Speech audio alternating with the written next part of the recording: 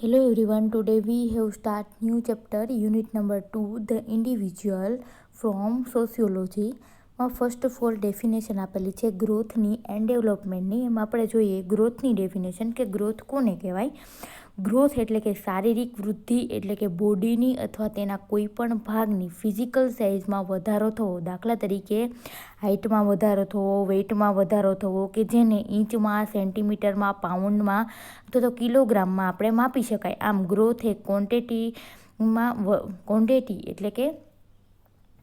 ક્વોન્ટિટીમાં વધારો કરે છે. ગ્રોથ કોને કહેવાય તો કે આપણા શરીરની અંદર જે કાંઈ પણ વૃદ્ધિ થાય બરાબર એને આપણે ગ્રોથ કહેવાય. આપણા વજનમાં વધારો થાય, આપણી હાઇટમાં વધારો થાય, હાથ લાંબા બને, પગ લાંબા બને, આપણી બોડી છે એની હાઇટ વધે, વેઇટમાં વધારો થાય કે જેને જે એવી વસ્તુઓ કે આપણી બોડીની અંદર આપણે જેને શું કરી શકીએ કોઈ પણ રીતના માપી શકીએ. ધારો કે તમારી હાઇટમાં વધારો થયો બરાબર, ફિઝિકલ સાઇઝમાં, શારીરિક સાઇઝમાં બરાબર વધારો થાય તો એને આપણે માપી શકીએ. દાખલા તરીકે હાઇટમાં વધારો થાય તો આપણે એને ઇંચમાં માપી શકાય, કેટલા સેન્ટીમીટરનો વધારો થયો એ માપી શકાય. ધારો કે વેઇટમાં, તો વેઇટને આપણે કઈ રીતના મેઝર કરીએ છીએ તો કે કેટલા કિલો છે, કેટલા પાઉન્ડ આપણો વેઇટ છે. એવા જે કેવી વાતો કે જે આપણે મેઝર કરી શકીએ, માપી શકાય એને શું કહેવાય તો કે આપણા શરીરનો ગ્રોથ થયો એમ કહેવાય. અને ગ્રોથ એ કેવો છે તો કે ક્વોન્ટિટેટિવ એટલે કે તેની અંદર શું થશે તો કે વધારો થશે બરાબર. ધેન ડેવલપમેન્ટ કોને કહેવાય તો કે ડેવલપમેન્ટ એટલે કે વ્યક્તિના ફંક્શનની સ્કિલ અને કેપેસિટીમાં વધારો. ડેવલપમેન્ટ કોને કહેવાય તો કે આપણે માનસિક રીતે જે વિકાસ થાય છે એને શું કહેવાય ડેવલપમેન્ટ. ધારો કે આપણને કંઈક નવી વસ્તુઓ શીખીએ, દાખલા તરીકે એ પછી કંઈક પણ મેથેમેટિક્સ હોય અથવા તો સ્કૂલની જે કાંઈ પણ વસ્તુઓ આપણે શીખતા હોઈએ અથવા તો જે કાંઈ પણ બીજી નવી સ્કિલ છે એ આપણી અંદર ડેવલપ થાય, આપણે કામ કરતાં આવડે બરાબર. એ બધી જે કેપેસિટી આપણી ક્ષમતામાં વધારો થાય તેને શું કહેવાય ડેવલપમેન્ટ. આમ ડેવલપમેન્ટ એ કેવો છે તો કે ક્વોલિટેટિવ એટલે કે આપણી ગુણવત્તાની અંદર વધારો કરે છે, આપણા જે કાંઈ પણ ગુણો છે એમાં વધારો કરે છે. અને ડેવલપમેન્ટ કે આપણે કેટલા બુદ્ધિશાળી છીએ, આપણા મગજનું કેટલું ડેવલપમેન્ટ એટલે કે વિકાસ થયો એ આપણે કિલોગ્રામમાં કે ઇંચમાં કે ગ્રામમાં માપી શકાતું નથી. કે આપણી બુદ્ધિ કેટલો કિલોગ્રામ છે આપણે માપી શકીએ તો કે ના માપી શકીએ. તો આવો જે માપી ના શકાય તેવો વિકાસ થાય તેને શું કહેવાય ડેવલપમેન્ટ. આમ ગ્રોથ અને ડેવલપમેન્ટ છે બંને એકબીજાથી કેવા છે ડિફરન્ટ છે, અલગ છે. ગ્રોથ એટલે શું તો કે આપણા શરીરની અંદર જે કાંઈ પણ વૃદ્ધિ અને વધારો થાય છે તેને ગ્રોથ કહેવાય. અને ડેવલપમેન્ટ કોને કહેવાય તો કે આપણા માઇન્ડની અંદર જે કાંઈ પણ સ્કિલ વિકસે, આપણા કાર્ય કરવાની ક્ષમતા વધે, કેપેસિટી વધે એને શું કહેવાય ડેવલપમેન્ટ કહેવાય. કે આપણી અંદર કાંઈક ને કાંઈક નવા ગુણો છે એનો વિકાસ થાય તેને શું કહેવાય તો કે ડેવલપમેન્ટ કહેવાય. આમ ગ્રોથ અને ડેવલપમેન્ટ બંને એકબીજાથી ડિફરન્ટ અલગ વસ્તુઓ છે. પરંતુ આમ ગ્રોથ એન્ડ ડેવલપમેન્ટ એકબીજા સાથે સંકળાયેલા છે. વ્યક્તિનો ગ્રોથ છે જુદા સ્ટેજમાં સ્લો અને રેપિડ હોય છે. હવે શું કીધું, ગ્રોથ અને ડેવલપમેન્ટ આમ એકબીજાથી ડિફરન્ટ છે પરંતુ એકબીજાની સાથે સંકળાયેલા છે. વ્યક્તિનો ગ્રોથ છે જુદા સ્ટેજમાં એટલે કે જેમ વ્યક્તિની સ્ટેજ કે એટલે કે એની એજ જેમ થતી જાય એમ એની અંદર સ્લો એટલે કે ક્યાં તો ધીમે એની અંદર વધારો થાય, અને રેપિડ એટલે કે ક્યાં તો એની અંદર ઝડપથી છે એ વધારો અથવા તો ચેન્જીસ છે એ થઈ શકે છે. અને તેની સાથે તેનો ડેવલપમેન્ટ પણ તે મુજબ જ થાય. જેમ આપણી એજ વધશે એમ શરીરનો વિકાસ પણ થાય, અને જેમ આપણી એજ વધે એવી જ રીતના આપણો માનસિક વિકાસ પણ ડેવલપ થાય છે. વ્યક્તિની લાઈફ સમય દરમિયાન ગ્રોથ અને ડેવલપમેન્ટ છે એ બંને પ્રોસેસ કેવી છે તો કે સતત ચાલતી રહે છે. વ્યક્તિની અંદર કાંઈક ને કાંઈક છે લાઈફ ટાઈમ સુધી ચેન્જીસ આવતા જ રહે છે. Then brief review of human growth and development. કે આપણે ઉપર ચલો એક રિવ્યૂ જોઈએ કે હ્યુમનનો ગ્રોથ અને ડેવલપમેન્ટ છે કઈ રીતના થાય. તો એક તો ફ્રોમ કન્સેપ્શન ઓફ બર્થ, કે જ્યારથી પ્રેગ્નન્સી કન્સેપ્શન થાય બાળકનું ગર્ભાશયની અંદર ત્યારથી છે બર્થ સુધી કઈ રીતના થાય. તો આપણે જોઈએ ડ્યુરિંગ રિપ્રોડક્ટિવ લાઈફ. હવે ડ્યુરિંગ રિપ્રોડક્ટિવ લાઈફ કોને કહેવાય કે જેને આપણે શું કહીએ છીએ તો કે 13 વર્ષથી 45 વર્ષ સુધીની જે કાંઈ પણ ઉંમર છે એને શું કહેવાય રિપ્રોડક્ટિવ લાઈફ. કે જ્યારથી આપણે સક્ષમ થાય બાળકને જન્મ આપવા માટે ત્યારથી એ રિપ્રોડક્ટિવ લાઈફ બરાબર. An ovary release an ovum which is capture by the fallopian tube.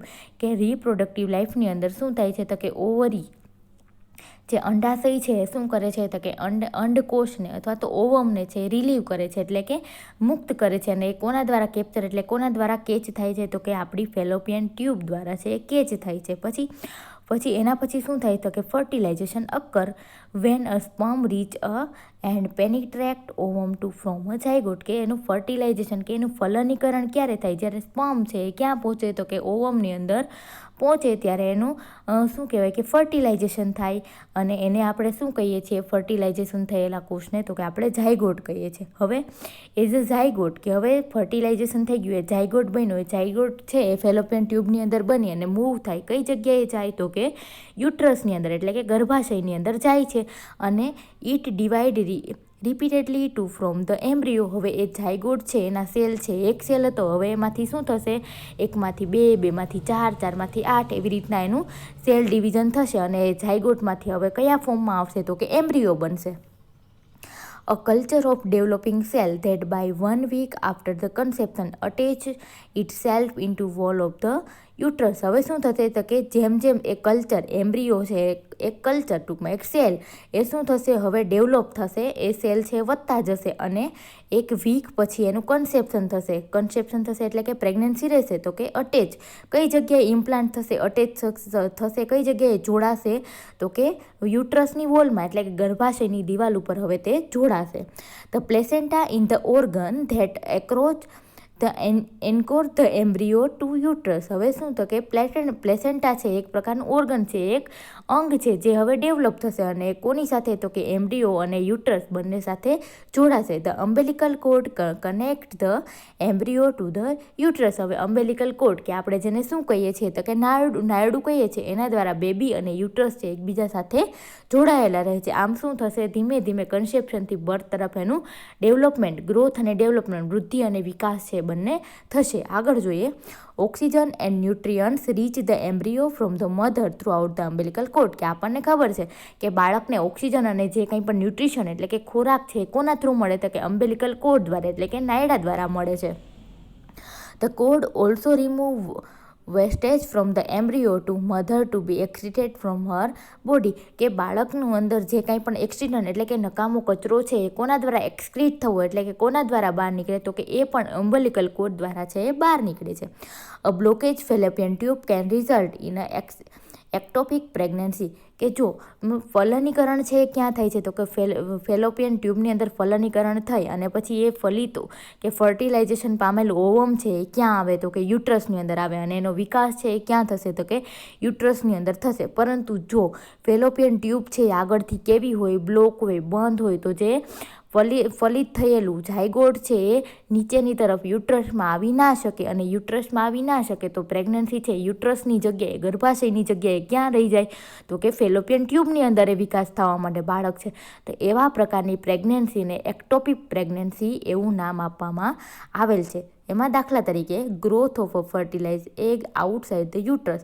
કે એપ્ટોપિક પ્રેગ્નન્સી કોને કહેવાય તો કે જે ફર્ટિલાઇઝ થયેલું, ફલનીકરણ થયેલું ઓવમ અથવા તો અંડકોષ છે એ ગર્ભાશયની જગ્યાએ ક્યાંક બીજી જગ્યાએ એનો વિકાસ થવા લાગે એને શું કહેવાય તો કે એક્ટોપિક પ્રેગ્નન્સી કહેવામાં આવે છે. દાખલા તરીકે in Fallopian tube the tube can there rupture leading to life threatening internal haemorrhage. એમાં દાખલા તરીકે એપ્ટોપિક પ્રેગ્નન્સીનું તમને ઉદાહરણ આપેલું છે કે યુટ્રસમાં ના થઈ પ્રેગ્નન્સી, યુટ્રસની અંદર છે બાળકનો વિકાસ ના થાય અને જો ફેલોપિયન ટ્યુબની અંદર થાય તો ફેલોપિયન ટ્યુબ આપણને ખબર છે કે યુટ્રસ તો છે મોટું થશે પરંતુ ફેલોપિયન ટ્યુબ છે કેવી હોય, સાંકડી હોય અને જો ત્યાં બાળકનો ગ્રો થાય તો એ ટ્યુબ છે શું થઈ જાય, રપ્ચર થશે એટલે તૂટી જાય અને ત્યાં શું જોવા મળે, હેમરેજ જોવા મળે એટલે કે બ્લીડિંગ થશે. બરાબર. Then prenatal development. Prenatal development કોને કહેવાય તો કે બાળક જ્યારે ગર્ભાવસ્થાના સમયમાં યુટ્રસની અંદર અથવા તો ગર્ભાશયની અંદર જ્યારે ગ્રો થતું હોય, એનો ગ્રોથ થતું હોય એને શું કહેવાય તો કે પ્રીનેટલ ડેવલપમેન્ટ કહેવાય. તો પ્રીનેટલ ડેવલપમેન્ટના 3 સ્ટેજ આપેલા છે કે ફર્સ્ટ ટ્રાઇમેસ્ટર, સેકન્ડ ટ્રાઇમેસ્ટર અને થર્ડ ટ્રાઇમેસ્ટર. તો એમાં આપણે જોઈએ કે ફર્સ્ટ ટ્રાઇમેસ્ટરની અંદર શું થશે, કેવો પ્રકારનું ડેવલપમેન્ટ થશે બાળકનું. તો the embryo is the recognisable as a human foetus by the end of the second month. કે શું કીધું તો કે ફર્સ્ટ ટ્રાઇમેસ્ટર કોને કહેવાય છે? હવે ઝાયગોટમાંથી જ્યારે એમ્બ્રિયો બને છે અને એમ્બ્રિયો છે એ રિકોગ્નાઇઝેબલ એટલે કે એમ્બ્રિયોને માન્યતા આપવામાં આવે છે જ્યારે એ કેવું બનશે તો કે એને હ્યુમન ફિટસ એટલે કે હ્યુમન બાળક તરીકે કહેવામાં આવે જ્યારે તો કે પ્રેગ્નન્સીના સેકન્ડ મંથમાં 1 વીક પૂરું થાય અને બીજું વીક ચાલુ થાય એને શું કહેવાય તો કે ફર્સ્ટ ટ્રાઇમેસ્ટર કહેવાય. અને ત્યારે એમ્બ્રિયોને છે શું કહેવામાં આવે છે તો કે ફિટસ તરીકે ઓળખવામાં આવે છે. પહેલાં છે એનું મોનોઝાયગોટ એક સેલનું બનેલું હોય ત્યારે ઝાયગોટ કહેવાય, પછી સેલની અંદર વધારો થાય પછી એમ્બ્રિયો કહેવાય, અને 1 મંથ પૂરો થાય અને બીજો મંથ ચાલુ થાય ત્યારે એ બાળકને હવે એમ્બ્રિયોને શું કહેવાશે તો કે ફિટસ કહેવાય. અને એ ક્યારે થાય તો કે ફર્સ્ટ ટ્રાઇમેસ્ટરની અંદર આ વસ્તુ બને છે. દેન જુઓ સેકન્ડ ટ્રાઇમેસ્ટર, એની અંદર શું થશે તો કે એના મસલ્સ છે એનું ડેવલપમેન્ટ થશે. હવે ફિટસ છે એના મસલ્સ છે શું થશે તો કે ડેવલપ થશે. ધ ફિટસ બિંગ ટુ મૂવ, હવે બાળક છે શું કરી શકશે? જે યુટ્રસની અંદર એ મૂવ કરી શકશે, હલનચલન કરી શકશે. The foetus is the almost completely develop by the end of this trimester, કે ફિટસ છે બાળક છે ઓલમોસ્ટ બધી જ રીતના ડેવલપ થઈ ગયો છે. ક્યારે તો કે સેકન્ડ ટ્રાઇમેસ્ટરની અંદર. હવે લાસ્ટ આવ્યું કયું ટ્રાઇમેસ્ટર તો કે થર્ડ ટ્રાઇમેસ્ટર. ક્યારે કહેવાય તો કે by the end of 9 month, કે જ્યારે 9મો મહિનો છે પૂરો થવા આવ્યો હોય અને ઓર 14 વીક કે 40 વીક થયા હોય પ્રેગ્નન્સીને, એને કયું ટ્રાઇમેસ્ટર કહેવાય તો કે થર્ડ ટ્રાઇમેસ્ટર કહેવાય. અને ફિટસ છે હવે બોર્ન થવા માટે કેવું થઈ ગયું હોય તો કે રેડી થઈ ગયું. આમ પ્રીનેટલ ડેવલપમેન્ટ છે 3 સ્ટેજની અંદર થાય: first trimester, second trimester and third trimester. Then nurses responsibility, કે ગ્રોથ અને ડેવલપમેન્ટ થતું હોય ત્યારે નર્સની રિસ્પોન્સિબિલિટી એટલે કે એની જવાબદારીઓ કઈ કઈ છે તો નીચે મુજબના કારણોસર ગ્રોથ અને ડેવલપમેન્ટનું નોલેજ છે નર્સ માટે મહત્ત્વનું છે. કે ગ્રોથ અને ડેવલપમેન્ટનું નોલેજ છે આપણી આગળ શું કામ હોવું જોઈએ? તો એમાં ફર્સ્ટ વલ જોઈએ તો કે બાળકની ઉંમર પ્રમાણે તેનો કેટલો ગ્રોથ અને ડેવલપમેન્ટ હોય તે જાણી શકાય તે માટે.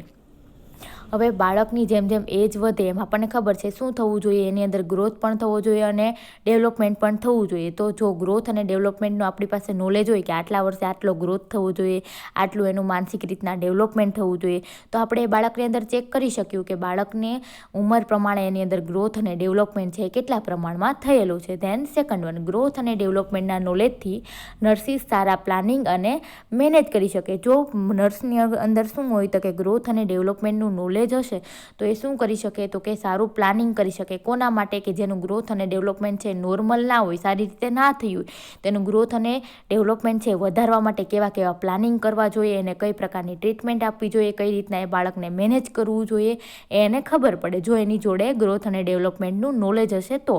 ધેન થર્ડ વન, અમુક ખાસ ઉંમરમાં ખાસ પ્રકારના રોગ થાય છે જેનું જ્ઞાન તેમને ગ્રોથ અને ડેવલપમેન્ટના માધ્યમથી આવે છે. હવે અમુક ખાસ પ્રકારની ઉંમરમાં તો નાના બાળકોની અંદર આપણે જોઈએ તો પ્રોટીન એનર્જી માલ ન્યુટ્રિશન છે, મરાસમસ છે, ક્વાસ્ચાકોર છે, આ ન્યુટ્રિશનને લગતા રોગો છે એ વધારે પ્રમાણમાં જોવા મળે છે. જો એનું જ્ઞાન હશે એની પાસે ગ્રોથ અને ડેવલપમેન્ટનું કે આ કયા રોગના કારણે બાળકનું ગ્રોથ અને ડેવલપમેન્ટ છે એ અટકી ગયું છે, કોના કારણે એની અંદર અવરોધ આવે છે, જો એની પાસે આ બધી બાબતોનું નોલેજ હશે તો બાળકને સારી રીતના એ ચેક કરી શકશે. ધેન ફોર્થ વન, પેશન્ટને તેમના બાળકના ઓબ્ઝર્વેશન દ્વારા તેમના ગ્રોથ અને ડેવલપમેન્ટમાં થતો ફેરફાર સારી રીતે સમજી શકે તે બાબત પેશન્ટને શીખવાડી શકાય તે માટે. એક તો ઓબ્ઝર્વેશન દ્વારા, જો નર્સ પાસે ગ્રોથ અને ડેવલપમેન્ટનું નોલેજ હશે તો ખાલી એ પેશન્ટને જોશે, ઓબ્ઝર્વ કરશે, ત્યાં જ એને ખબર પડી જશે કે એના ગ્રોથ અને ડેવલપમેન્ટમાં કઈ જગ્યાએ પ્રોબ્લેમ છે. તો એને સુધારવા માટે એ પેશન્ટને, જો એની પાસે નોલેજ હોય તો જ એ પેશન્ટને શીખવાડી શકશે. Than fifth one,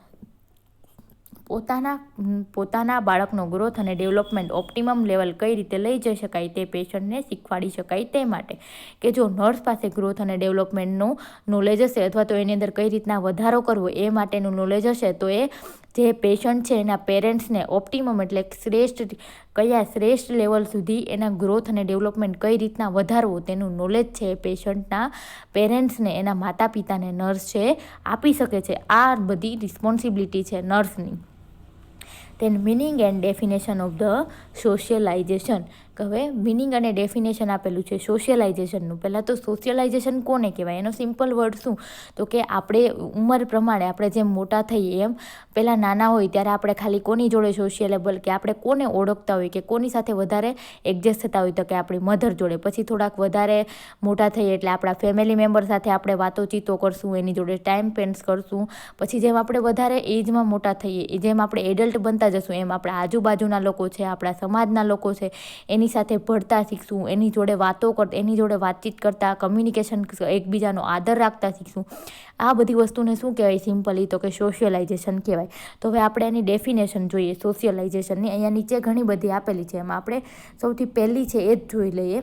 according to બોગાર્ડ્સ, કે socialisation is a process of working together. કે સોશિયલાઇઝેશન છે એક પ્રકારની શું છે, પ્રોસેસ છે. પ્રોસેસ એટલે કે એક પ્રકારની પ્રક્રિયા છે. શેની, તો કે વર્કિંગ ટુગેધર, કે આપણે બીજા સાથે મળી અને કામ કરી શકીએ. ઓફ ડેવલપમેન્ટ ગ્રુપ રિસ્પોન્સિબિલિટી, પછી આપણે આપણા ગ્રુપની, આપણું ફેમિલી છે તો એ પણ એક પ્રકારનું ગ્રુપ કહેવાય. આપણું ફ્રેન્ડનું ગ્રુપ હોય તો એ પણ એક પ્રકારનું શું કહેવાય, ગ્રુપ. તો એ લોકોની આપણી રિસ્પોન્સિબિલિટી છે એનું ડેવલપમેન્ટ થશે. Then of being guided by the welfare need of the other, અને આપણે કોના દ્વારા ગાઈડેડ થવું એટલે કે કોની અંડરમાં આપણે ચાલશું, તો કે વેલફેર એટલે કે આપણે બીજાની કઈ રીતના નીડ, અને વેલફેર એટલે કે બીજાનું કલ્યાણ છે એ કઈ રીતના કરી શકશું એવી વૃત્તિ સાથે સંકળાઈએ, એને શું કહેવાય, તો કે સોશિયલાઇઝેશન કહેવાય. ફરી એક વખત રિપીટ કરું છું, સોશિયલાઇઝેશન એ એક શું છે, એક પ્રકારની પ્રક્રિયા છે. કેવી પ્રક્રિયા, તો કે એમાં આપણે શું કરશું, તો કે બીજા જોડે મળીને કામ કરશું. આપણા ગ્રુપ પ્રત્યેની આપણી રિસ્પોન્સિબિલિટી, આપણી જવાબદારીઓ છે ડેવલપ થશે, અને આપણે બીજાને ગાઈડ આપી શકશું, બીજાના કલ્યાણ અને એની જરૂરિયાતો માટે કામ કરશું. આ ભાવનાને શું કહેવાય, તો કે સોશિયલાઇઝેશન કહેવામાં આવે છે. ધેન આપણે જોઈએ એન્વાયરમેન્ટ એન્ડ ઇન્ડિવિજ્યુઅલ, કે વ્યક્તિ અને એન્વાયરમેન્ટ એ બંને એકબીજા ઉપર શું અસર કરે છે એ આપણે જોઈએ. તો કે આપણી આજુબાજુની દરેક વસ્તુને આપણે શું કહેવાય, આપણને ખબર છે કે આપણી આજુબાજુમાં જે કાંઈ પણ વસ્તુ છે, જે કાંઈ પણ ક્રિએચર છે, એને શું કહેવાય, તો કે એન્વાયરમેન્ટ કહેવાય છે. અથવા તો જે વસ્તુઓ કે જે આપણી લાઈફની ઉપર સારી અથવા તો ખરાબ રીતે કોઈ બી રીતના અસર કરે છે, એને શું કહેવાય, તો કે એન્વાયરમેન્ટ કહેવાય. આમ લાઈફ અને એન્વાયરમેન્ટ છે એકબીજા સાથે નજીકથી કેવા છે, તો કે જોડાયેલા છે. એન્વાયરમેન્ટ વગર લાઈફ છે શક્ય નથી.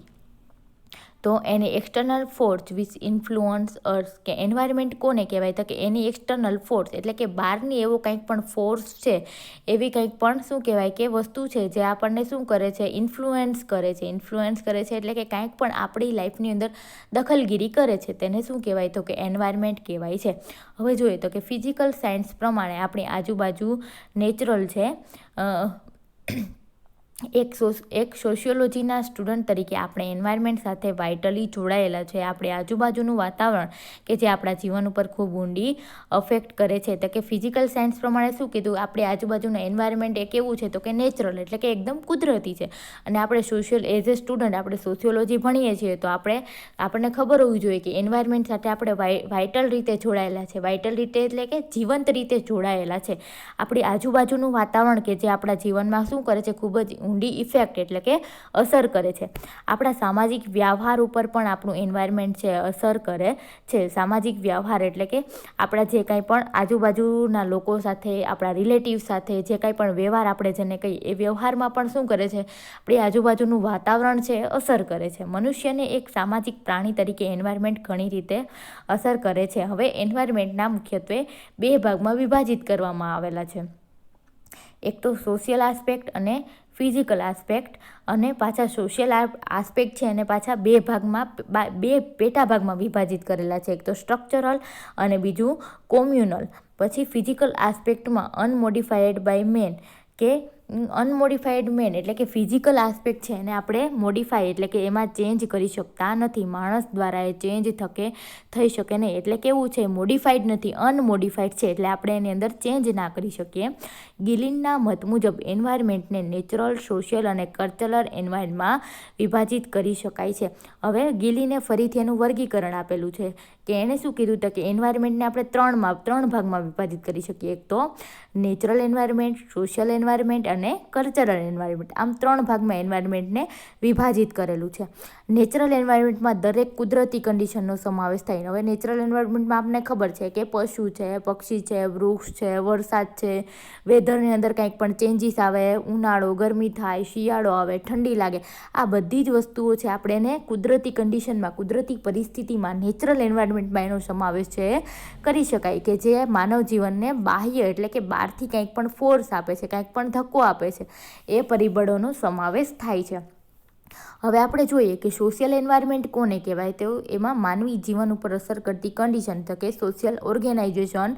સોશિયલ ઓર્ગેનાઇઝેશન્સ કોને કહેવાય, તો કે આપણે જે કંઈ પણ કાસ્ટમાંથી બિલોંગ કરતા હોય, જે કંઈ પણ ધર્મમાંથી આવતા હોય, આપણે જે કંઈ પણ સોસાયટીની અંદર કે જે કંઈ પણ એરિયાની અંદર રહેતા હોય, એ બધાને શું કહેવાય, તો કે આપણું સોશિયલ ઓર્ગેનાઇઝેશન અથવા તો સામાજિક વ્યવસ્થા કહેવાય. અને ઇન્સ્ટ્રક્શન છે, રિલેશનશિપ છે, એ ઇન્સ્ટ્રક્શન એટલે કે કોઈ પણ પ્રકારની માહિતી છે, આપણા રિલેશનશિપ એટલે કે સંબંધો છે, આ બધી બાબતોનો સમાવેશ થાય છે, જે વ્યક્તિના જીવન પર્યંત એટલે કે આપણે મૃત્યુ પામીએ ત્યાં સુધી આ બધી બાબતો સાથે સંકળાયેલા રહીએ છીએ. હવે કલ્ચરલ એન્વાયરમેન્ટ કોને કહેવાય, કે જેની અંદર શું સમાવેશ થાય, તો કે custom, tradition, folk way, then morals and value વગેરેનો સમાવેશ થાય છે. તો કે કસ્ટમ એટલે શું થાય, તો કે આપણે જે કંઈ પણ કાસ્ટમાંથી આવતા હોય, જે કંઈ પણ જાતિમાંથી આવતા હોય એના રિવાજો છે. ટ્રેડિશન્સ એટલે કે આપણી જે કંઈ પણ દેશમાંથી આવતા હોય, જે કંઈ પણ એરિયા છે, આપણે જે કંઈ પણ કાસ્ટના એના પરંપરાઓ છે. ફોકવે છે એટલે કે આપણું શું કહેવાય કે લોક સાહિત્ય શું છે, આપણા કપડાં શું છે, આપણા લોકવાયિકાઓ શું છે, એ બધું. અને મોરલ્સ મીન્સ કે આપણી શું કહેવાય કે આપણી અંદર કેટલી દયાભાવના છે, કેટલી સહાનુભૂતિ છે, કેટલી ઓનેસ્ટી છે, એ બધી વસ્તુ. અને વેલ્યુ એટલે કે આપણી કિંમત વગેરેનો સમાવેશ છે કલ્ચરલ એન્વાયરમેન્ટની અંદર થાય છે. હવે ઇફેક્ટ ઓફ એન્વાયરમેન્ટ, કે આપણા લાઈફની અંદર ઇફેક્ટ એટલે કે અસર છે એન્વાયરમેન્ટ આપણી લાઈફની અંદર કઈ, આ બધા જેટલા આપણે આગળ એન્વાયરમેન્ટ જોયા કે natural environment, social environment, cultural environment, આ બધા જ એન્વાયરમેન્ટની આપણા જીવન ઉપર શું અસર થાય છે તે જોઈએ, ઇફેક્ટ જોઈએ. કે દરેક વ્યક્તિ બીજા વ્યક્તિથી અલગ હોય છે. તેનું મુખ્ય કારણ શું છે, તો કે પર્સનાલિટી છે. આપણે સાયકોલોજીની અંદર જોયું કે દરેક વ્યક્તિની પર્સનાલિટી છે એ કેવી હોય, તો કે અલગ હોય. તો એ પર્સનાલિટી જ છે બધા જ વ્યક્તિઓને એકબીજાથી કેવા પાડે છે, તો કે અલગ પાડે છે. બરાબર. તો હવે 2 પાવરફુલ ફોર્સ ફેક્ટર જવાબદાર છે. આપણી પર્સનાલિટી ડેવલપ થાય એના માટે કઈક વહી વસ્તુ જવાબદાર છે. એક તો આપણી હેરિડિટી, કે આપણા વારસામાં આપણને જે કંઈ પણ મળેલું છે એ આપણી પર્સનાલિટી છે એની અંદર ઇન્ક્લુડ થશે. બરાબર. તો આપણે ફર્સ્ટ ઓફ ઓલ જોઈએ હેરિડિટી એટલે કે વારસાગત. હેરિડિટી એક બાયોલોજિકલ પ્રોસેસ છે જેની મદદથી અમુક ખાસ પ્રકારની લાક્ષણિકતાઓ વ્યક્તિમાં જોવા મળે છે. અને જે કંઈ પણ આપણા લક્ષણો છે, લાક્ષણિકતાઓ છે, ક્યાંથી આવે, તો કે આપણા માતા પિતા તરફથી આપણા વારસામાં ઉતરી આવે છે. બરાબર. Then environment. અને બીજી કઈ વસ્તુ, તો કે આપણી એન્વાયરમેન્ટ, આપણને કેવું એન્વાયરમેન્ટ મળ્યું છે એ પ્રમાણે આપણી પર્સનાલિટી છે એ ગ્રો થશે. બરાબર. ડેવલપ થશે. તો એની અંદર જોઈએ એન્વાયરમેન્ટ, તો કે વ્યક્તિની આજુબાજુની પરિસ્થિતિ ડાયરેક્ટલી એના ઉપર શું કરે છે, અસર કરે છે. પરિસ્થિતિ એટલે કે આજુબાજુનું જે કાંઈ પણ વાતાવરણ છે વ્યક્તિ ઉપર શું કરે છે, કોઈના કોઈ રીતે અસર કરે છે. એન્વાયરમેન્ટ સોસાયટી અને વ્યક્તિના બિહેવિયર ઉપર અસર કરે છે. કે આજુબાજુનું એન્વાયરમેન્ટ હશે એ સોસાયટી જે તે વિસ્તાર ઉપર અને તે વિસ્તારના લોકોના બિહેવિયર ઉપર શું કરે છે, તો કે અસર કરે છે. ટ્વિન્સ જન્મેલા 2 બાળકોને જુદા જુદા એન્વાયરમેન્ટમાં મૂકીએ તો તેનો ઉછેર કરવાથી તે દરેકના બિહેવિયરમાં તફાવત જોવા મળે છે. કે જે બાળકો કેવા હોય ટ્વિન્સ સરખા, કે એનું ફિઝિકલી દેખાવમાં કેવા છે એક સરખા છે, પરંતુ જો તમે એને અલગ અલગ જગ્યાએ રાખો, બંનેને અલગ અલગ એન્વાયરમેન્ટમાં જો એનો ઉછેર કરવામાં આવે તો બંનેનો સ્વભાવ છે એ કેવો જોવા મળે, તો કે અલગ જોવા મળે છે. આમ એન્વાયરમેન્ટ અને હેરિડિટી બંને છે એ વ્યક્તિના ગ્રોથ અને ડેવલપમેન્ટ ઉપર અસર કરે છે. ડેવલપમેન્ટ માત્ર હેરિડિટિકલ હોતું નથી, એટલે કે આપણો જે કંઈ પણ વિકાસ થાય એ ખાલી વારસાગત નથી હોતો, પરંતુ એ આપણા ડેવલપમેન્ટની અંદર શું કરે છે, તો કે આપણે કેવા વાતાવરણની અંદર રહીએ છીએ, આપણું કેવું ફેમિલી છે, આપણી આજુબાજુના લોકો કેવા છે તેના ઉપર પણ સારો મહત્ત્વનો રોલ પ્લે કરે છે. કોણ, તો કે એન્વાયરમેન્ટ. જો વ્યક્તિને અનુકૂળ એન્વાયરમેન્ટ પૂરું પાડવામાં આવે તો તેનો ગ્રોથ અને વિકાસ છે એ ઓપ્ટિમમ લેવલ એટલે કે શ્રેષ્ઠ લેવલે થાય છે. એન્વાયરમેન્ટ વ્યક્તિના ઇન્ટરેસ્ટ, એટીટ્યૂડ, હેબિટ, ટેમ્પરમેન્ટ વગેરે ઉપર અસર કરે છે. એન્વાયરમેન્ટ કોના ઉપર તો કે વ્યક્તિનો ઇન્ટરેસ્ટ એટલે કે એનો રસ, એનો એટીટ્યૂડ, એની હેબિટ, એની આદતો અને ટેમ્પરમેન્ટ એટલે કે એનો બિહેવિયર, સ્વભાવ ઉપર અસર કરે છે. સોશિયલ અને કલ્ચરલ નોર્મથી વ્યક્તિ વેલ મેનર અને એટીટ્યૂડમાં રહે છે. સોશિયલ એટલે કે એના સમાજના અને કલ્ચરલ એટલે કે કલ્ચરલ નોર્મ એટલે કે જે તે જાતિના જે કાંઈ પણ પરંપરાગત જે કાંઈ પણ નોર્મ એટલે કે રૂલ્સ છે, રિવાજો છે, જે કાંઈ પણ માન્યતાઓ છે, વ્યક્તિને સારી મેનરમાં અને સારા એટીટ્યૂડમાં રહેવા માટે એને બાંધે છે. એન્વાયરમેન્ટ વ્યક્તિની જિંદગીમાં ખૂબ જ મહત્ત્વપૂર્ણ અસર કરે છે. હવે ઇન્ફન્સી પીરિયડ આપણને ખબર છે કે કયો કહેવાય તો કે 0 થી 1 યરના પીરિયડને શું કહેવાય તો કે ઇન્ફન્સી પીરિયડ કહેવાય. તો વ્યક્તિનો વિકાસ વિશ્વાસ અને અવિશ્વાસ ઉપર આધારિત હોય છે. ઠંડક, ભીનાશ, ભૂખ વગેરે બાળક છે ધીમે ધીમે શીખે છે. માતા તેમને પ્રેમથી કેર કરે છે અને પૂરતો પ્રેમ આપે છે. બાળકમાં તે સલામતીની ભાવના ઉત્પન્ન કરે છે. જો આપણે માતા છે એ શું કહેવાય કે આપણે સાયકોલોજીની અંદર જોયું હતું આગળ કે ઇન્ફન્સી પીરિયડની અંદર ટ્રસ્ટ એન્ડ મિસ્ટ્રસ્ટવાળું સ્ટેજ છે ઊભું થાય છે. જો માતા છે એને સારી રીતના કેર કરશે, ભૂખમાં, તરસમાં, ભીનામાં, સૂકામાં જો સારી રીતના કેર કરશે તો એનો શું થશે, ટ્રસ્ટ છે એ ડેવલપ થશે. અને જો માતા સારી રીતના કેર ના કરે તો એનો મિસ્ટ્રસ્ટ એટલે કે અવિશ્વાસ ડેવલપ થશે. આમ માતાની થી એને શું થશે તો કે વિશ્વાસની ભાવના છે ઉત્પન્ન થાય છે. જો બાળકને નેગ્લેક્ટ કરવામાં આવે એટલે કે જો બાળકની બધી જ બાબતે અવગણના કરવામાં આવે, પ્રેમપૂર્વક એની સારવાર કરવામાં ન આવે તો બાળકમાં શું ઉત્પન્ન થાય તો કે અવિશ્વાસ ઉત્પન્ન થશે, અસલામતીની ભાવના ઉત્પન્ન થશે. જો તેમને વાતાવરણથી અલગ કરવામાં આવે, ફેમિલી વાતાવરણથી અલગ કરવામાં આવે, માતા પિતાથી અલગ કરવામાં આવે તો શું થાય તો કે તેનું ઇમોશનલ અને ઇન્ટેલેક્ચ્યુઅલ ડેવલપમેન્ટ થતો નથી. એટલે કે એની લાગણીઓ ખોરવાય છે, લાગણીનું ડેવલપમેન્ટ થાય અને નથી થતું. અને ઇન્ટેલેક્ચ્યુઅલ એટલે કે એનું બૌદ્ધિક ડેવલપમેન્ટ પણ થતું છે એ અટકી જશે.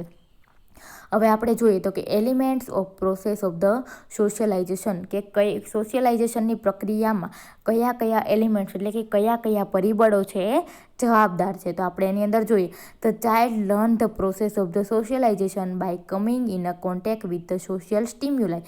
એટલે કે બાળકની સોશિયલાઇઝેશનની પ્રક્રિયા છે, પ્રોસેસ છે એ ક્યાંથી શીખે છે તો કે જ્યારે કોન્ટેક્ટમાં આવે સોશિયલ સ્ટિમ્યુલાઈ એટલે કે સામાજિક ઉત્તેજકો. જેવા કે ફર્સ્ટ છે કોના તો કે અર્લિયર સ્ટેજની અંદર સૌથી પહેલો સામાજિક સ્ટિમ્યુલાઈ કોના દ્વારા મળે, એક તો માતા દ્વારા. Mother is the first earliest social stimulant for the children કે માતા એ સૌથી પહેલો સોશિયલ એટલે કે સામાજિક ઉત્તેજક છે જે બાળકને કોન્ટેક્ટમાં આવે છે. ધેન લેટર વન એટલે કે પછીથી બાળક છે એ કોના કોન્ટેક્ટમાં આવશે તો કે ધ ફાધર એટલે કે પિતાના, બ્રધરના, સિસ્ટરના, પ્લેમેટ્સ એટલે કે જેની જોડે રમતો હશે એના કોન્ટેક્ટમાં આવશે, ટીચર જોડે કોન્ટેક્ટમાં આવશે, પોલીસમેન છે એન્ડ અધર પર્સન બીજા લોકો જોડે કોન્ટેક્ટમાં આવશે. અને વિચ મોલ્ડ હિઝ બિહેવિયર કે એનાથી મોલ્ડ એટલે કે એના બિહેવિયરને એના સ્વભાવને શું મળશે, મોલ્ડ એટલે કે આકાર મળશે. The elements of the socialization are કયા એવા પરિબળો છે જે બાળકને સોશિયલાઇઝેશન તરફ લઈ જાય છે. તેમાં સૌથી પહેલાં હેરિટેજ ઓફ ધ ઇન્ડિવિજ્યુઅલ એટલે કે પોતાને વ્યક્તિગત રીતના પોતાની જાત ઉપર હેરિટેજ એટલે કે ગર્વ હોવો.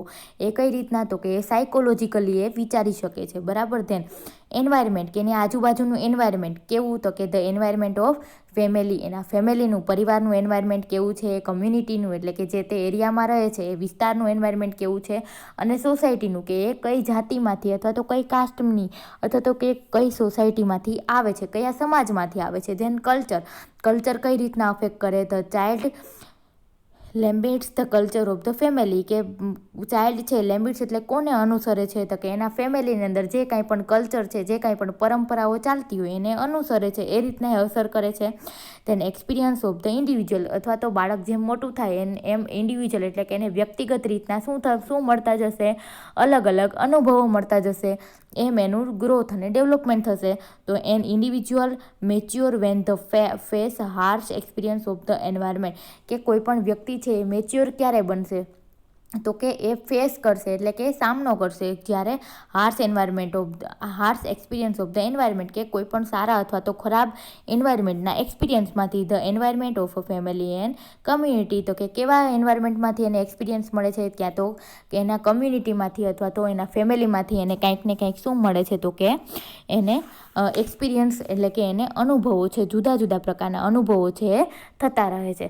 તેને આપણે જોઈએ તો કે fundamental rights and fundamental duties, કે કોઈ પણ વ્યક્તિની કે ફંડામેન્ટલ એટલે કે પાયાના રાઇટ્સ એટલે કે એના હક કયા કયા છે, અને એની ડ્યુટીઝ એટલે કે એની ફરજો છે એ કઈ કઈ છે. તો આપણે જોઈએ, હ્યુમન સોસાયટી એ એક પ્રકારની સિસ્ટમ છે, તેમાં દરેક મેમ્બરનો રોલ હોય છે. સોસાયટીના દરેક મેમ્બરને અમુક રાઇટ્સ અને ડ્યુટી હોય છે. આપણે સોસાયટી કરેલું છે, સોસાયટી અલગ અલગ સોસાયટીમાં માણસોને ડિવાઈડ કર્યા, તો એક પ્રકારની શું છે તો કે એક પ્રકારની સિસ્ટમ છે, અને એ સિસ્ટમના જે કાંઈ પણ મેમ્બર છે, સોસાયટીના જે કાંઈ પણ સભ્યો છે એને બધાને પોતપોતાનો કાંઈક ને કાંઈક રોલ છે આપેલો હોય છે, અને એ મેમ્બરના અમુક રાઇટ એટલે કે એના હક પણ હોય છે, અને ડ્યુટી એટલે કે એની ફરજો પણ હોય છે. આ દરેક રાઇટ્સ અને રિસ્પોન્સિબિલિટીનું દરેક મેમ્બરને જ્ઞાન હોવું જોઈએ, એટલે કે એના હક, રાઇટ્સ એટલે કે એના હક, અને રિસ્પોન્સિબિલિટી એટલે કે એની ફરજો કઈ કઈ છે એનું દરેક મેમ્બરને એટલે કે સભ્યને એનું જ્ઞાન હોવું જોઈએ, અને તેને અનુરૂપ દરેક મેમ્બરે શું કરવું જોઈએ તો કે કાર્ય કરવું જ જોઈએ.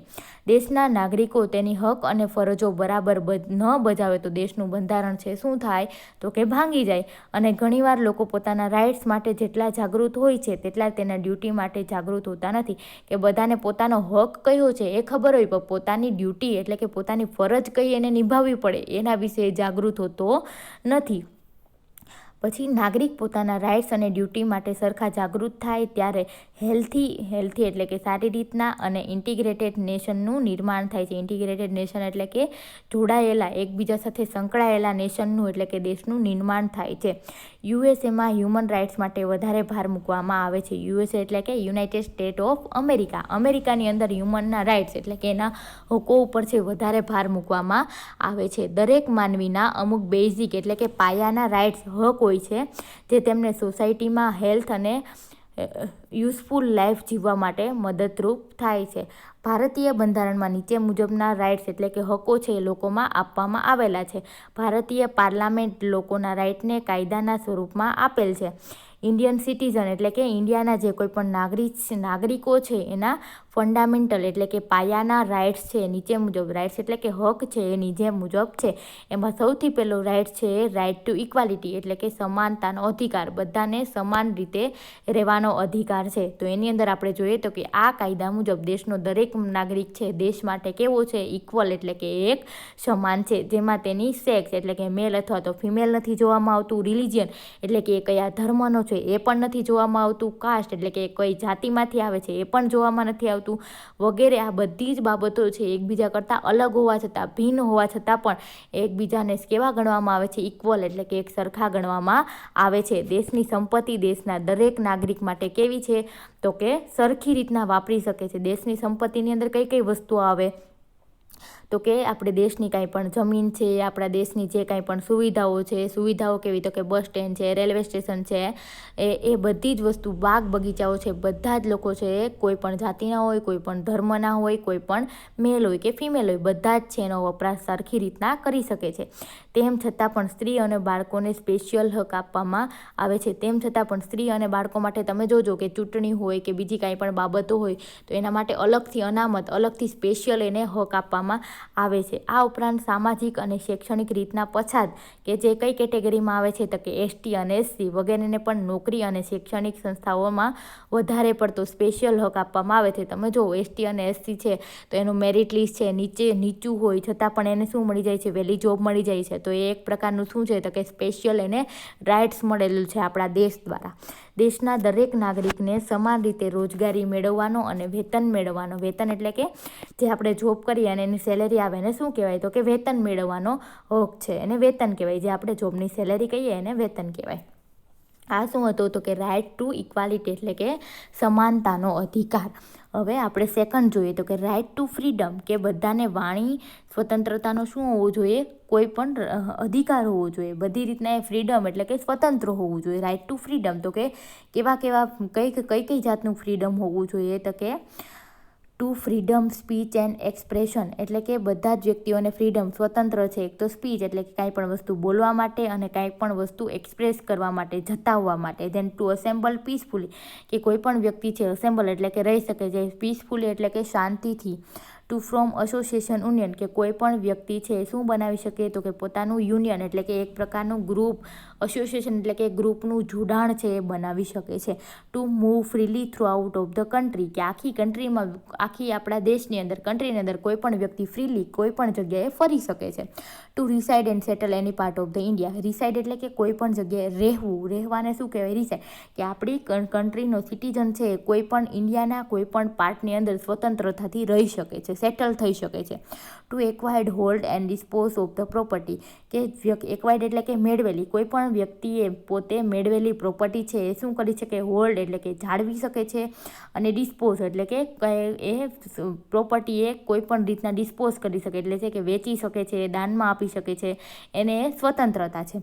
ટુ પ્રેક્ટિસ એની પ્રોફેશન કે કોઈ પણ વ્યક્તિને કોઈ બી પ્રોફેશનની અંદર પ્રેક્ટિસ એટલે કે કામ કરવાનો અથવા તો બિઝનેસ કરવાનો એને સ્વતંત્રતાથી હક છે. આ શું હતા? તો કે right to freedom. Then third one, rights against the exploitation એટલે કે એક્સપ્લોઇટેશન એટલે કે શોષણ સામે અવાજ ઉપાડવાનો એનો હક છે, રાઇટ છે. તો એમાં જોઈએ આ કાયદા અંતર્ગત કોઈ પણ વ્યક્તિને ગુલામ તરીકે અથવા તો વેઠિયા મજૂર તરીકે રાખવાની શું છે? તો કે મનાઈ. આપણે કોઈને આપણો ગુલામ બનાવી શકીએ નહીં. હા, વ્યક્તિ કામ કરી શકે જ્યાં સુધી એ વ્યક્તિની ખુદની ઈચ્છા હોય ત્યાં સુધી. આ ઉપરાંત બાળકોને પણ વેઠિયા મજૂર તરીકે રાખવાની મનાઈ છે એટલે કે આપણે બાળક પાસે બાળ મજૂરી કરાવી શકીએ નહીં. 14 વર્ષથી નીચેની ઉંમરના બાળકોને કે કેવી? તો કે જેની ઉંમર કેટલી હોય? તો કે 14 વર્ષથી નીચેની ઉંમર હોય એ બાળકને આપણે ફેક્ટરીમાં અથવા તો માઇન કે કોઈ પણ પ્રકારની પથ્થરની ખાણો હોય તેમના જીવનને જોખમ હોય તેવી નોકરી અથવા તો મજૂરી છે આપણે કરાવી શકીએ નહીં. Then fourth one, right to freedom of religion કે આપણે કોઈ પણ ધર્મ પાળવાની શું છે? તો કે ફ્રીડમ છે, સ્વતંત્રતા છે. તો કે આ કાયદા અનુસાર દેશના દરેક નાગરિક તેમની ઈચ્છા મુજબનો ધર્મ પાળવાની શું હોય છે? તો કે છૂટ આપવામાં આવેલ છે. આ ઉપરાંત ધાર્મિક સંસ્થાઓ ચલાવવાનો, ધાર્મિક શૈક્ષણિક સંસ્થાઓ ચલાવવાની પણ શું હોય છે? તો કે છૂટ હોય છે. ધાર્મિક સંસ્થાઓ ચલાવવાનો એટલે કે આપણે જોઈએ તો તમે ધાર્મિક સંસ્થાઓ કેવી તો કે ધાર્મિક સંસ્થાઓ તમે જોતા હોય કે કોઈ પણ શું કહેવાય કે આપણે છે વીરપુર છે, જલારામ બાપાની જગ્યા છે તો ત્યાં શું ચાલે? તે ધાર્મિક સંસ્થા કે ત્યાં ધાર્મિક જે લોકો શ્રદ્ધાળુઓ આવતા હોય છે તેના માટે જમવાનું આપવામાં આવે, રહેવાનું આપવામાં આવે, અથવા તો કોઈ પણ સ્વામિનારાયણ મંદિર છે તો ત્યાં એ પ્રકારની રહેવા જમવાની વ્યવસ્થાઓ હોય, અથવા તો આપણે સ્વામિનારાયણ ગુરુકુલ છે તો એક શૈક્ષણિક સંસ્થા છે ધાર્મિક રિલેટેડ, બરાબર? તો એ બધી વસ્તુ. Then fifth one, cultural and educational right કે કોઈ પણ વ્યક્તિ કોઈ પણ કલ્ચરનો હોય એને શું મળી શકે છે? એજ્યુકેશન, એ કોઈ પણ રીતના શિક્ષણ મેળવવાનો એનો શું છે? તો કે અધિકાર છે. તેમાં જોઈએ તો કે આ કાયદા મુજબ દેશની લઘુમતી કોમોને રક્ષણ આપવામાં આવેલ છે. લઘુમતી કોમો કોને કહેવાય? કે જે SCમાં આવે, STમાં આવે કે OBCમાં આવતા હોય, જે અનુસૂચિત જાતિઓમાં આવતા હોય એને શું આપવામાં આવે? રક્ષણ આપવામાં આવે છે. આ કાયદા મુજબ માઇનોરિટીને પોતાની શૈક્ષણિક સંસ્થા ચલાવવાનો અધિકાર આપવામાં આવેલ છે. તે મુજબ તે ધાર્મિક સંસ્થાઓ પણ ચલાવી શકે છે. માઇનોરિટીને એટલે કે જે નાની જાતિઓ છે, બરાબર, એ શું કરી શકે? તો કે પોતાની શૈક્ષણિક સંસ્થાઓ ચલાવી શકે અને ધાર્મિક સંસ્થાઓ પણ ચલાવી શકે છે. ધેન 6 રાઇટ ટુ પ્રોપર્ટી કે આપણી જે કાંઈ પણ મિલકતો છે એના અંતર્ગત જે કાંઈ પણ આપણા રાઇટ્સ એટલે કે આપણા હક છે એ કેવા છે? તો કે જોઈએ આ કાયદા મુજબ દેશના દરેક નાગરિક પોતાની ઓન પ્રોપર્ટી છે રાખી શકે છે, પોતાની પ્રોપર્ટી રાખી શકે છે, અને કોઈ પણ નાગરિકની પ્રોપર્ટી સરકાર કે બીજી કોઈ પણ વ્યક્તિ છે એ જૂટવી શકતી નથી. હવે આ બધા છે શું હતા? તો કે આપણા રાઇટ્સ, આપણા હક હતા. હવે આપણે જોઈએ કે આપણે એક સિટીઝન, ઇન્ડિયન સિટીઝન એટલે કે ભારતના નાગરિક તરીકેની આપણી રિસ્પોન્સિબિલિટી, જવાબદારીઓ અને આપણી ફરજો, ડ્યુટીઓ છે એ કઈ છે? તો કે આપણા બંધારણમાં દેશના દરેક નાગરિકને મૂળભૂત હકો આપવામાં આવેલા છે. આ દરેક હકોની સામે દેશના નાગરિકની અમુક ફરજો પણ બને છે જે આપણા બંધારણમાં ફંડામેન્ટલ ડ્યુટીઝ તરીકે નોંધાયેલ છે. દેશના બંધારણ મુજબ દરેક નાગરિકની નીચે મુજબની ડ્યુટી એટલે કે ફરજો બને છે. તો કે એમાં સૌથી પહેલી ફરજ તો કે સંવિધાનને વફાદાર રહેવાની અને તેના આદર્શો અને સંસ્થાઓને, રાષ્ટ્રધ્વજને અને રાષ્ટ્રગીતનો આદર કરવાની. તો કે સંવિધાનની અંદર કે આપણું જે કંઈ પણ સંવિધાન બનાવેલું છે, બંધારણ બનાવેલું છે, એક તો આપણે એને શું રહેવું જોઈએ તો કે એને વફાદાર રહેવું જોઈએ, એને જે કાંઈ પણ નિયમો છે એને પાલન કરવા જોઈએ. અને આપણા દેશની જે કાંઈ પણ સંસ્થાઓ ઇન ધ સેન્સ કે આપણા દેશનું વિધાનસભા છે, આપણી દિલ્હીની અંદર આવેલી આપણી પાર્લામેન્ટ છે, એવી બધી સંસ્થાઓ છે, આપણો રાષ્ટ્રધ્વજ છે, આપણા રાષ્ટ્રગીત છે, એના પ્રત્યે આપણને શું હોવો જોઈએ તો કે આદર હોવો જોઈએ. આઝાદી માટેની આપણી રાષ્ટ્રીય લડતને પ્રેરણા આપનાર ઉમદા આદર્શોને હૃદયમાં પ્રતિષ્ઠા કરવાની અને અનુસરવાની. કે આપણા દેશની આઝાદી માટે જે કંઈ પણ રાષ્ટ્રીય લડતો ચાલી હતી એના માટેની જે કંઈ પણ પ્રેરણા આપનાર જેવા કે ગાંધીજી છે, સુભાષચંદ્ર બોઝ છે, એ બધાને આપણને એના જે કંઈ પણ આદર્શો હતા કે એને આપણે અનુસરવા જોઈએ અને આપણા હૃદયમાં એને સ્થાન આપવું જોઈએ. ભારતના સાર્વભૌમત્વ, એકતા અને અખંડિતતાનું સમર્થન કરવાની અને તેનું રક્ષણ કરવાની. ભારતનું સાર્વભૌમત્વ કે આપણી બધી જ એરિયા છે એ કેવો છે તો કે એકદમ અખંડિત છે, એકબીજા સાથે જોડાયેલો છે. આપણી એકતા અને અખંડિતતાને આપણને શું આપવું જોઈએ, સમર્થન આપવું જોઈએ અને એને ખંડિત થતી અટકાવી અને એને રક્ષણ આપવાની, દેશનું રક્ષણ કરવાની અને રાષ્ટ્રીય સેવા બજાવવાની, હાકલ થતાં તેમ કરવાની. એટલે શું કીધું તો કે આપણા દેશનું રક્ષણ કરવાની. આપણા દેશનું રક્ષણ છે એ કોણ કરે તો કે આપણે નાગરિકોએ આપણું દેશનું રક્ષણ કરવું જોઈએ અને આપણા રાષ્ટ્રીય સેવાઓ, આપણા દેશની આપણે સેવા કરવી જોઈએ. ધાર્મિક, ભાષાકીય, પ્રાદેશિક અને સાંપ્રદાયિક ભેદોથી પર રહી એટલે કે એનાથી દૂર રહી અને ભારતના તમામ લોકોમાં સુમેળ અને સમાન બંધુત્વ, સુમેળ એટલે કે એક સાથે રહી અને સમાન બંધુત્વ એટલે કે ભાઈચારાની ભાવનાની વૃદ્ધિ એટલે કે વધારો કરવાની અને સ્ત્રીઓના ગૌરવને અપમાનિત કરે તેવા વ્યવહારને ત્યજી દેવાની. કે આપણે સ્ત્રીઓને કોઈ રીતના અપમાનિત કરવી જોઈએ નહીં. આપણી સમન્વિત સંસ્કૃતિના સમૃદ્ધ વારસાનું મૂલ્ય સમજીને તેની જાળવણી રાખવી જોઈએ. કે આપણી જે કંઈ પણ સમન્વિત એટલે કે આપણી બધાની સરખી સંસ્કૃતિની જે સમૃદ્ધ વારસો આપણને મળેલ છે, આપણને સંસ્કૃતિ મળેલ છે, જે કાંઈ પણ આપણને કલ્ચર મળેલું છે, એ વારસાનું આપણી એ સમૃદ્ધિનો આપણે કાળજી રાખવી જોઈએ. જંગલો છે, આપણા દેશના તળાવો છે, નદીઓ છે, વન્ય પશુ પક્ષીઓ સહિત આપણું જે કાંઈ પણ આજુબાજુનું નેચરલ કુદરતી વાતાવરણ છે એનું આપણે જતન કરવું જોઈએ એટલે કે જાળવણી રાખવી જોઈએ અને એની અંદર આપણે સુધારા કરવો જોઈએ અને પ્રત્યેક જીવ પ્રત્યે અનુકંપા એટલે કે દયા ભાવના રાખવી જોઈએ. વૈજ્ઞાનિક માનસ, માનવતાવાદને જિજ્ઞાસા તથા સુધારવાની ભાવના કેળવવી જોઈએ. એટલે કે વૈજ્ઞાનિક માનસ કે આપણા દેશની અંદર જે કાંઈ પણ સાયન્સ અને ટેકનોલોજી રિલેટેડ જે કાંઈ પણ ડેવલપમેન્ટ થતું હોય તે માનવતાવાદને જિજ્ઞાસા તથા સુધારણાની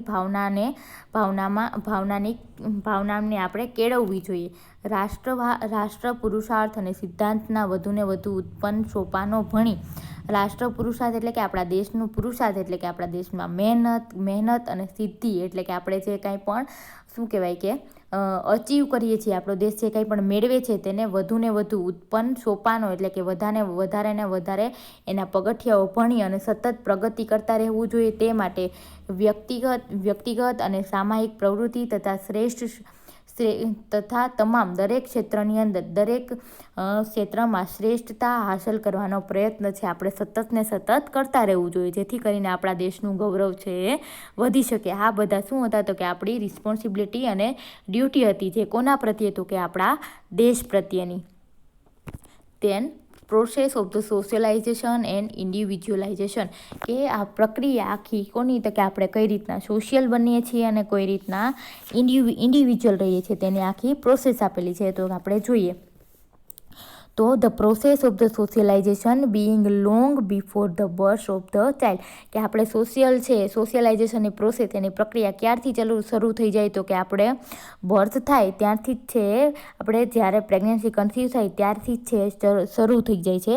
તો social circumferences presiding his birth lay down to some extent about the type of kind of the life that born child is to lead એટલે કે અને બીજી કઈ વસ્તુઓ આધાર રાખે તો કે બાળકનું જે કાંઈ પણ પરિસ્થિતિની અંદર સર્કમફરન્સીસ એટલે કે પરિસ્થિતિની અંદર બોર્ન થાય એ બધી જ પરિસ્થિતિ અને એન્વાયરમેન્ટ છે એના સોશિયલાઇઝેશન ઉપર અસર કરે છે. Socialization is the process which being at birth and continuous till death of an individual કે સોશિયલાઇઝેશનની પ્રોસેસ પ્રક્રિયા છે ક્યાંથી બીઇંગ એટલે કે ચાલુ થાય છે તો કે બર્થથી ચાલુ થાય છે અને તે કન્ટિન્યુઅસ ક્યાં સુધી તો કે જ્યાં સુધી આપણું ડેથ થાય ત્યાં સુધી તે કન્ટિન્યુઅસલી વ્યક્તિની અંદર ચાલુ રહે છે. Socialization is an important matter for the society, કે સોશિયલાઇઝેશન થવું એ ઇમ્પોર્ટન્ટ છે, મહત્ત્વનું છે આપણી સોસાયટી માટે, આપણા સમાજ માટે. Socialisation max the child as a useful member of the society, કે સોશિયલાઇઝેશન છે આપણને સામાજિક બનાવે છે, એ છે શું કરે છે તો કે આપણી સોસાયટીને અસર કરે છે. ધેન તો max the child useful member, અને એ જ આપણી સોસાયટીને, આપણા સમાજને, બાળકને છે યુઝફુલ મેમ્બર, સભ્ય બનાવે છે. તો સોશિયલાઇઝેશન ગીવ સોશિયલ મેચ્યુરિટી, કે સોશિયલાઇઝેશનથી આપણી અંદર સામાજિક મેચ્યુરિટી છે એ આવે છે. This socialization occur by the 2 source, કે આપણું સોશિયલાઇઝેશન છે એ 2 સોર્સ દ્વારા થાય છે. એક તો ફર્સ્ટ સોર્સ અને સેકન્ડ સોર્સ. સોર્સ એટલે કે શું થાય તો કે સ્ત્રોત, કયા સ્ત્રોતથી આપણે સોશિયલ બનીએ, સામાજિક બનીએ. એમાં ફર્સ્ટ સોર્સ કયો છે તો કે include those who have authority over him, કે પહેલા સોર્સની અંદર કઈ વ્યક્તિઓ ઇન્ક્લુડ થાય કે જે આપણી ઉપર શું કરી શકે તો કે ઓથોરિટી એટલે કે આપણા ઉપર જે કોઈ પણ પાવર બતાવી શકે, કે આપણા નિર્ણયો જે બીજા વ્યક્તિઓ લઈ શકે, બરાબર. તો એ કયા વ્યક્તિઓ તો કે ફોર એક્ઝામ્પલ આપણા ટીચર છે, આપણા પેરેન્ટ્સ છે, આપણા એલ્ડર પર્સન એટલે કે આપણાથી મોટા જે કંઈ પણ વ્યક્તિઓ છે એ આપણા સોશિયલાઇઝેશનની અંદર મદદ કરે છે. ધેન સેકન્ડ સોર્સ કયા એની અંદર કયા વ્યક્તિઓ ઇન્ક્લુડ થાય તો કે જે કોણ છે તો કે ઇક્વલ ઓથોરિટી, કે જે આપણી ઇક્વલ એટલે કે આપણી સમાન એજના છે. તો કે કોણ તો કે આપણા ફ્રેન્ડ છે, પછી આપણા પ્લેમેટ્સ, કે આપણે જેની જોડે રમતા હોય, હળતા મળતા હોય એ, અને આપણે જે કાંઈ પણ જગ્યાએ જોબ કરીએ છીએ એના કલીગ્સ છે, આપણે જે કાંઈ પણ ક્લબની અંદર કામ કરતા હોય એ આપણા કલીગ્સ છે એ લોકો. આ રીતના બંને સોર્સ છે આપણા સોશિયલાઇઝેશન, આપણા સામાજિકતા ઉપર અસર કરે છે. Factor of the process of the socialisation, કે કયા એવા ફેક્ટર્સ છે જે આપણને સામાજિક બનવા માટે મદદ કરે છે અથવા તો સોશિયલાઇઝેશન ઉપર અસર કરે છે.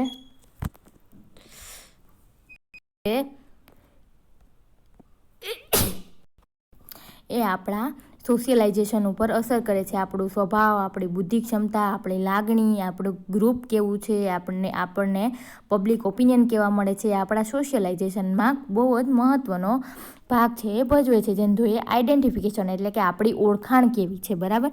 With the growth of the child by age, કે જેમ એજ વધતી જાય એમ બાળકનો શું થતો જાય તો કે ગ્રોથ વધતો જાય. Child become aware of the nature of the thing which satisfy the need, કે હવે બાળક છે એ ધીમે ધીમે કેવો બનતો જાય, અવેર એટલે કે જાગૃત બનતો જાય, કે કઈ વસ્તુની એની શું છે તો કે સેટિસ્ફાય, એની જરૂરિયાતો છે એ કઈ રીતના સંતોષાય છે. This thing become the object of the identification, હવે એ બધી જ વસ્તુ એના માટે શું બને છે તો કે ઓળખાણરૂપ બને છે. Through this identification he become sociable, અને આઈડેન્ટિફિકેશન દ્વારા એ કેવો બને છે તો કે સોશિયેબલ બને છે. એને ખબર પડે કે મારી જે કાંઈ પણ નીડ છે એ કોણ, મારી જરૂરિયાતો છે એ કોણ સંતોષે છે, બરાબર. કે મારા માટે કોણ શું કહેવાય કે જે કાંઈ પણ વસ્તુની જરૂર પડે છે મારા માટે કોણ લાવે છે, બરાબર. જે વ્યક્તિ મમ્મી કે પપ્પા કે દાદા દાદી એના માટે જે કાંઈ પણ વસ્તુઓ લાવતા હશે એનાથી એને શું થશે તો કે એક સંતોષની ભાવના ઉત્પન્ન થશે, અને એના માટે એની ઇમોશન, એની લાગણીઓ છે વધશે, અને એના જોડે વધારે ને વધારે કોન્ટેક્ટમાં આવશે. તો એક જાતનું શું થયું તો કે સોશિયલાઇઝેશન થયું, બરાબર. તેન લેંગ્વેજ, તો કે ભાષા. Language is the way of the transmitting the culture and mould the personality of the individual and accordance to society, કે લેંગ્વેજ, આપણી ભાષા છે એ શું કરે છે તો કે ટ્રાન્સમિટ, આપણું કલ્ચર છે એ કોના દ્વારા આવે તો કે આપણા મમ્મી પપ્પા જે કાંઈ પણ બોલીને આપણને જે કાંઈ પણ વસ્તુ શીખવાડે એ આપણી અંદર ટ્રાન્સમિટ થાય, આપણી અંદર આવે છે, અને આપણા જે કાંઈ પણ પર્સનાલિટી છે એ આપણી સોસાયટીને અકોર્ડિંગ જે કાંઈ પણ પર્સનાલિટી છે સોસાયટીને અનુસરીને એને મોલ્ડ એટલે કે આકાર આપે છે. તેને આપણે જોઈએ કે બીજા કયા એવા એન્વાયરમેન્ટલ ફેક્ટર છે જે આપણા ડેવલપમેન્ટને શું કરે છે, ઇન્ફ્લુએન્સ કરે છે. તો એક તો એમાં જોઈએ તો કે મધરનું હેલ્થ સ્ટેટસ છે, ન્યુટ્રિશન છે, મેડિકેશન કેર છે, ટોક્ઝેમિયા પ્રેગ્નન્સી છે, બર્થ ડિફેક્ટ છે, એ બધી વસ્તુ જોઈએ. તો એમાં સૌથી પહેલાં છે તો કે પ્રીનેટલ, કે આપણે ક્યારે હોય તો કે માતાના ગર્ભાશયની અંદર હોય ત્યારે ડેવલપમેન્ટ થતું હોય ત્યારે કઈ વસ્તુ ઇન્ફ્લુઅન્સ એટલે કે અસર કરે છે. તો એમાં સૌથી પહેલાં જોઈએ તો કે મધર્સ હેલ્થ સ્ટેટસ, કે માતાનું હેલ્થ સ્ટેટસ છે એ કેવું છે એ આધાર રાખે છે. તો કે મધરનું હેલ્થ સ્ટેટસ, ડાયટ, કેવા પ્રકારનું ફૂડ લે છે, એની લાઇફસ્ટાઈલ કેવી છે, જીવનશૈલી કેવી છે. પ્રીનેટલ કેર, કે બાળકની ડ્યુરિંગ પ્રેગ્નન્સી કેવી કેર રાખવામાં આવે છે, એ બધી વસ્તુ ઇમ્પોર્ટન્ટ છે. Early and regular medical checkup by the obstetrician is the essential, કે આ સમય દરમિયાન છે અર્લી એટલે કે વહેલું અને રેગ્યુલર છે ટાઈમ ટુ ટાઈમ ચેકઅપ છે કરાવતું રહેવું જોઈએ. કોની આગળ? તો કે ઓબ્સ્ટેટ્રિશિયન કોને કહેવાય? તો કે જે ગાયનેકોલોજીસ્ટ ડૉક્ટર કહીએ એને શું કહેવાય? તો કે ઓબ્સ્ટેટ્રિશિયન કહેવાય. બ્લડ પ્રેશર મપાવવું જોઈએ, વેટ માપવો જોઈએ, યુરિન ટેસ્ટ કરાવવો જોઈએ, પ્રેગ્નન્સીની બધી જ ઇન્ફોર્મેશન એટલે કે માહિતી લેવી જોઈએ. પછી બાળકની પોઝિશન કેવી છે, એનો ગ્રોથ કેવો છે, એ બધું છે રેગ્યુલર રીતના ચેકઅપ કરાવતું રહેવું જોઈએ. ધેન ગુડ ન્યુટ્રિશન, કે મધરે કેવા પ્રકારનો ખોરાક લેવો જોઈએ જેથી કરીને પ્રીનેટલ પીરિયડની અંદર બાળકનું ડેવલપમેન્ટ છે સારું થાય? તો કે ગુડ ન્યુટ્રિશન છે લેવા જોઈએ તેથી કરીને પ્રેગ્નન્સી હેલ્થી રહે. એડિક્વેટ અમાઉન્ટમાં એટલે કે પૂરતા પ્રમાણમાં પ્રોટીન લેવું જોઈએ, કેલ્શિયમ લેવું જોઈએ, આયર્ન લેવું જોઈએ, vitamin A, B, C, D એ બધા જ વિટામિન છે એકદમ ઇમ્પોર્ટન્ટ છે. જો પુઅર એટલે કે ખરાબ ન્યુટ્રિશન હશે તો કેન લીડ એટલે કે શું કરી શકે? તો કે સ્લોઅર ફિટલ ગ્રોથ, કે ફિટલનો કે બાળકનો ગ્રોથ છે ધીમો થઈ જશે. પ્રીમેચ્યોર ડિલિવરી એટલે કે 9 મહિના પહેલાં જ છે બાળકની ડિલિવરી થઈ જશે. જો બાળક જન્મે એનો વેટ છે એકદમ કેવો હોય? તો કે લો હશે. પછી બેબીનું જે શું કહેવાય કે જીવવાના ચાન્સીસ છે કે એના પ્રત્યે રિસ્ક રહેશે. Then alcohol and smoking should be discontinue, કે જો મધર જ્યારે જો આલ્કોહોલ કે ડ્રગ લેતી હોય તો એ પ્રેગ્નન્ટ થાય ત્યારે એને ડિસકન્ટિન્યુ એટલે કે બંધ કરી દેવા જોઈએ. બધી જ પ્રકારની જે કાંઈ પણ ડ્રગ છે એને અવોઇડ કરવી જોઈએ. જે ડૉક્ટર દ્વારા પ્રિસ્ક્રાઇબ કે ડૉક્ટરે ના કીધું હોય એવી દવા છે એ ના લેવી જોઈએ.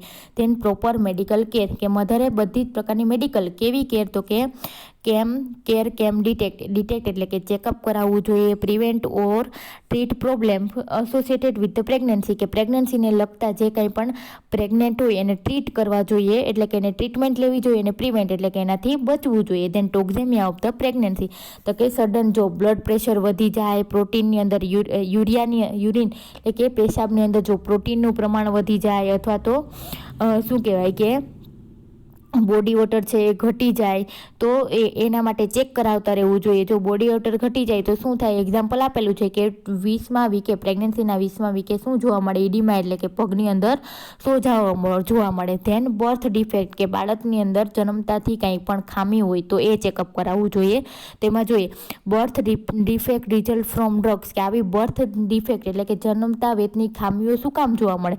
તો કે કોઈ પણ પ્રકારની ડ્રગ્સ લેતા હોય, પુઅર ડાયટરી હેબિટ, કે એની ખોરાક લેવાની હેબિટ છે ખરાબ હોય, એને કંઈ પણ પ્રકારનું ઇન્ફેક્શન લાગેલું હોય, જેવું કે રૂબેલાનું ઇન્ફેક્શન લાગેલું હોય જ્યારે માતા પ્રેગ્નેન્ટ હોય ત્યારે શું થઈ શકે? તો કે કંઈક પણ જીનેટિક અસર થઈ શકે છે. ધેન અલ્ટ્રાસાઉન્ડ એન્ડ એમ્નિયોસ્ટેનોસિસ, એટલે કે અલ્ટ્રાસાઉન્ડ અને એમ્નિયોસ્ટેનોસિસ નામની બંને છે એ પ્રોસિજર છે બરાબર. એની પ્રેગ્નન્સીનો ટેસ્ટ કરાવવામાં આવે. તો કે this procedure can detect birth defect, કે આ બંને પ્રોસિજર દ્વારા બાળકની અંદર જો કંઈ પણ ખામી રહેલી હોય તો એ આપણે જાણી શકીએ છીએ. ધેન એન્ટીરેસિસ વેક્સિન, કે જો માતાનું બ્લડ છે કેવું હોય? તો કે નેગેટિવ હોય અને બાળકનું બ્લડ છે પોઝિટિવ હોય તો આપણે એને એન્ટીરેસિસ વેક્સિન છે અપાવવી જોઈએ. નહીતર માતાના જે નેગેટિવ પ્રકારના રેડ બ્લડ સેલ છે એ બાળકના પોઝિટિવ પ્રકારના રેડ બ્લડ સેલને શું કરી દે? કિલ કરી દે. તો બાળકનું શું થઈ શકે? મૃત્યુ થઈ શકે. તો શું કીધું? તો કે એના માટેની વેક્સિન આવે છે. એ વેક્સિનનું નામ છે NTD. તો NTD is given to RH negative mother immediately, કે જે મધરનું બ્લડ ગ્રુપ છે કેવું હોય? નેગેટિવ હોય તો તેને NTD પ્રકારનું બાળકનો જન્મ થઈ જાય પછી એને શું આપી દેવાની? તો કે વેક્સિન આપી દેવાની, જેથી કરીને એના જે કંઈ પણ રેડ બ્લડ સેલ છે એ ડેમેજ થતાં આપણે અટકાવી શકાય. Then environmental factor affecting health of the old age people, કે બહારના જે કાંઈ પણ ફેક્ટર છે એ ઓલ્ડ એજ કે મોટી ઉંમરના વ્યક્તિઓને અસર કરતા પરિબળો કયા કયા છે? એક તો internal environment deficient function of the body system, તો એક તો હવે એની ઉંમર થઈ ગઈ એટલે કે એની બોડી સિસ્ટમના જે કાંઈ પણ ઓર્ગન છે એ ધીમે ધીમે કામ કરતા છે, ઇન્ટરનલ ઓર્ગન છે એ ધીમે ધીમે કામ કરતા છે ઓછા થઈ જાય. પછી ઇકોનોમિક ડિપેન્ડન્સી, કે પૈસા ઇકોનોમિક રીતે આર્થિક રીતે શું હશે? તો કે એના પુત્ર ઉપર અથવા તો એના સગાવાલા ઉપર ડિપેન્ડ હશે. શું કામ? તો કે હવે એ કાંઈ જોબ કે કામ તો કરી ના શકે. તે negligency by the family member, કે હવે એ ઓલ્ડ થઈ ગયા હોય તો જો એના ફેમિલી મેમ્બર દ્વારા નેગ્લેક્ટ એટલે કે જો એની અવગણના કરવામાં આવતી હોય, એને પુઅર ન્યુટ્રિશન મળતું હોય અને સોશિયલી આઇસોલેટ હોય એટલે કે સામાજિક રીતના એને જો અલગ પાડવામાં આવેલો હોય તો એના હેલ્થ ઉપર તે અસર કરે છે. Then promote healthful behaviour among the elderly, કેવા કયા ફેક્ટર છે જે શું કરે છે તો કે હેલ્થફુલ બિહેવિયરને પ્રમોટ એટલે કે વધારો કરે છે ડ્યુરિંગ એલ્ડરલી એટલે કે વૃદ્ધાવસ્થાના સમયે. તો કયા તો કે લર્ન ન્યૂ સ્કિલ, કે વૃદ્ધોએ નવરા બેસી રહેવું એના કરતાં કંઈક પણ નવી સ્કિલ શીખવી જોઈએ. Engage in a programme of the exercise, કે એક્સરસાઇઝના પ્રોગ્રામમાં ભાગ લેવો જોઈએ. Involve in culture and social event, કે આપણા કલ્ચરલ ઇવેન્ટ હોય, કંઈક પણ સામાજિક ઘટનાઓ હોય તો એમાં ઇન્વોલ્વ થવું જોઈએ, ભાગ લેવો જોઈએ. હેન્ડલ સ્ટ્રેસફુલ સિચ્યુએશન, કે કાંઈ પણ એવી નાની પ્રોબ્લેમ હોય કે એવી કંઈ પણ સિચ્યુએશન ઊભી થાય તો એને હેન્ડલ કરવી જોઈએ. ઈટ હેલ્થી ફૂડ, કે સારો ફૂડ ખાવું જોઈએ. અને રિફર ફ્રોમ ધ સ્મોકિંગ, કે જો વૃદ્ધ વ્યક્તિ જો સ્મોકિંગ કરતા હોય તે હવે બંધ કરી દેવું જોઈએ.